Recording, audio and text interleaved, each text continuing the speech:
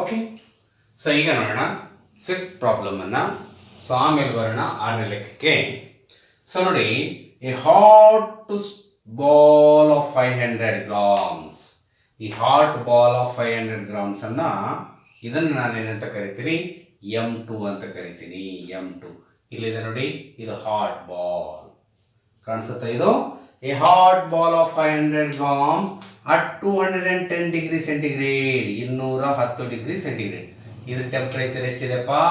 ಇದ್ರ ತೂಕ 500 ಗ್ರಾಮ್ ಇದೆ. ಟೆಂಪರೇಚರ್ ಎಷ್ಟಿದೆ? 210 ಗ್ರಾಮ್ ಇದೆ.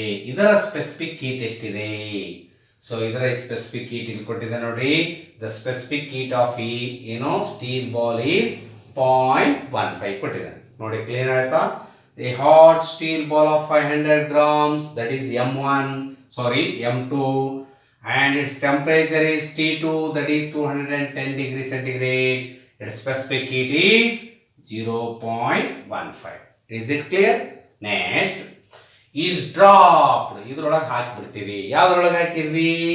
ಸೊ ಈಗ ನೋಡಿ, in 750 grams of water, ಒಂದು ಬೀಕರ್ ಅಲ್ಲಿ ಏನಾಗಿದೆ, ಮೆಟಲ್ ಬೀಕರ್ ಇದೆ, ಮೆಟಲ್ದು ಟ್ಯಾಂಕ್ ಇದೆ. ಇದರೊಳಗಡೆಗೆ ನೀರೆಷ್ಟಿದೆ? ದಟ್ ಈಸ್ M1, 750 ಗ್ರಾಮ್ ನೀರಿದೆ. ಇದರ ಟೆಂಪರೇಚರ್ ಎಷ್ಟಿದೆ?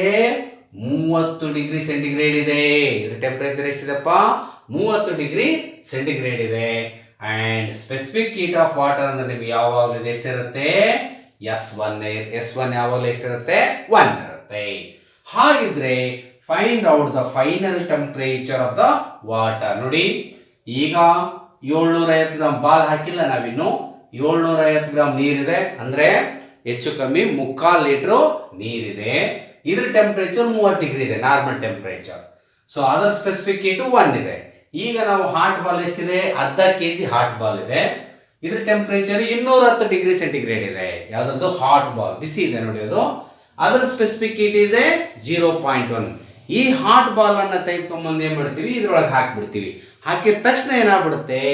So water goes on taking heat. Water heat ಅನ್ನ ತೆಗೆದುಕೊಳ್ತಾ ಹೋಗುತ್ತೆ. ಸೊ ಈ ಬಾಲ್ ಏನ್ ಮಾಡುತ್ತೆ? ಹೀಟ್ ಅನ್ನ ಕೊಡ್ತಾ ಹೋಗುತ್ತೆ ಅಂಟಿಲ್ ಎರಡು ಟೆಂಪರೇಚರ್ ಏನಾಗುತ್ತೆ? ಒಂದೇ ಇರುತ್ತೆ. That is called as the final temperature. ಆ ಫೈನಲ್ ಟೆಂಪರೇಚರ್ ಅನ್ನ ನಾವೇನ್ ಮಾಡ್ಬೇಕೀಗ? ಕಂಡುಹಿಡಿಯಬೇಕು. You can find the final temperature of the final temperature of the water. So this is the weight of the hot ball is 500 grams. The temperature of the hot ball is 210 grams. The specific heat of the ball, steel ball, is 0.15. It is dropped in the water. Its weight is 750 grams. The water weight before dipping the hot ball, its temperature is 30 degrees centigrade before dipping the ball. So its specific heat is always 1. After dipping the ball, its temperature will be increases from 30 degree to somewhat. The ball temperature will decreases from 210 degree to some temperature. What is the temperature? You can find now. So now heat gained is equal to heat loss. This is the basic formula. So heat gained is equal to, which is gaining the heat? This water will gaining the heat. That means M1. So M1, S1, T3 minus T1. This is the T3 is the final temperature. T1 is the initial temperature of the water. M1, S1, T3 minus T1. It is heat gained by the water. Now which is losing the heat? The hot ball will losing the heat. ಇಲ್ಲಿ ನೀರು heat ಅನ್ನ ತೆಗೆದುಕೊಳ್ಳುತ್ತೆ. ಎಷ್ಟು ತೆಗೆದುಕೊಳ್ತು?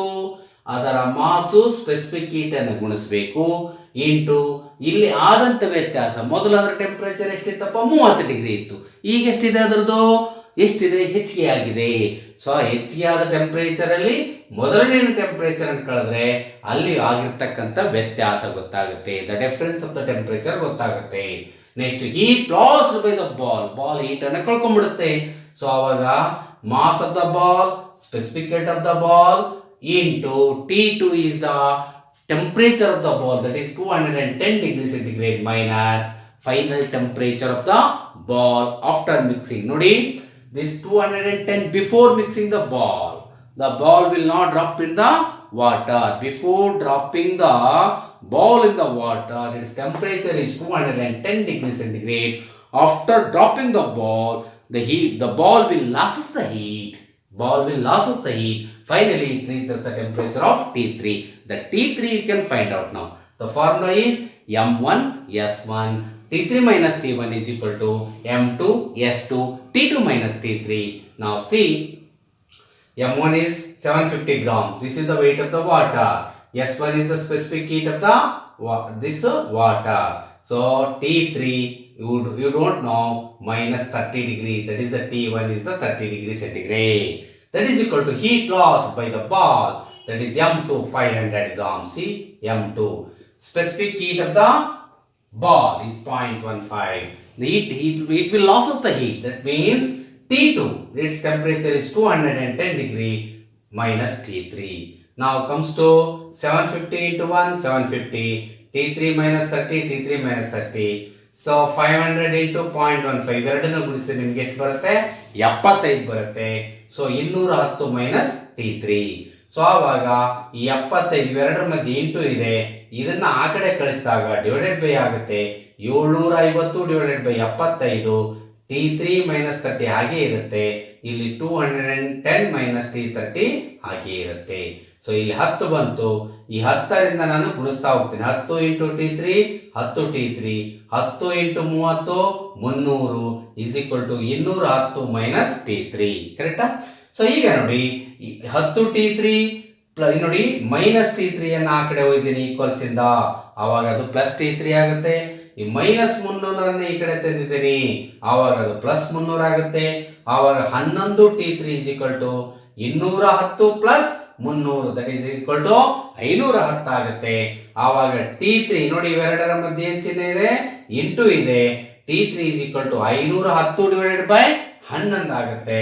ಆವಾಗ 46.36 degree centigrade ಬರುತ್ತೆ. ನೋಡಿ ಇನ್ನೊಂದ್ಸರಿ ಕೇಳಿ. Heat gain is equal to heat loss. M1 S1 T3 minus T1 is equal to M2 S2 T2 minus T3 is the formula. The M1 is 750 grams. S1 is 1. Then temperature is T3 minus 30. That is the T3 minus 30. Now we are here. No? So that is next M2 is 500 grams. S2 is equal to 0.15. T2 is 210. T3 we don't know. We can find out now.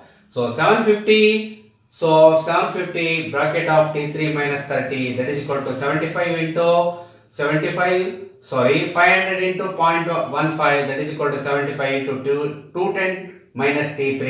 So now you can pass this one 75 from right side to left side. So now it is in multiplication sign. It will goes to here. It is divided by 750 divided by 75 that is equal to 10 into T3 minus 30 is equal to 210. This 75 will goes to here. So 210 minus T3. So next 10 into T3 10 T3 10 into 30 300 that is equal to 210 minus T3. So here see 10 T3, this minus T3 goes to left. So from right to left, this is having a minus sign. Now if it comes to the left side, its sign will be changes to plus sign. That is 10 T3 plus T3 that is equal to 11 T3. So in the right side, it is having a minus 300. When it comes to left side, it minus has becomes to plus 210 plus 300 that is equal to 510. Then T3 is equal to 510 divided by 11 that is equal to 46.36. 46.36 means the answer is A is the correct answer. See, this is the A is the correct answer. Okay. So now we go for the another problem. So I will erase this one. Next take the sixth problem in the heat and temperature.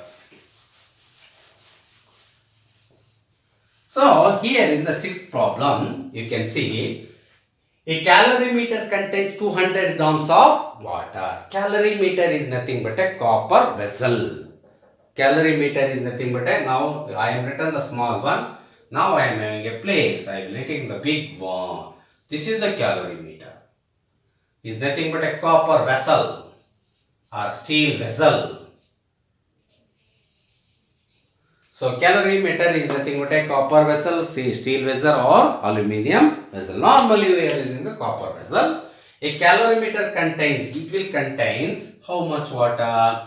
200 grams of water is there. That means M1 is equal to, so how much water is there? 200 grams. I will written here, see, M1 is equal to 200 grams of water.